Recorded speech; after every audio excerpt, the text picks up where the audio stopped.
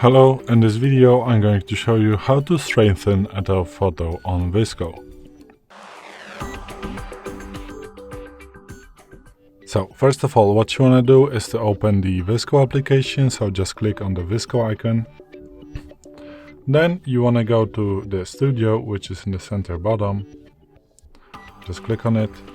Then you want to select a photo that you would like to strengthen. And as you can see, here is the photo that I would like to strengthen because it is a little bit, tilted. Then after selecting, you want to press the editing button, which is right here, the dark one. Then you want to go to the tools, which has the same icon as editing. Then you want to select adjust. If you don't see it right here, just swipe it to the right to find it. And then, as you can see, we can strengthen the photo just by using the slider right now. So now it is perfectly straight, so just click here.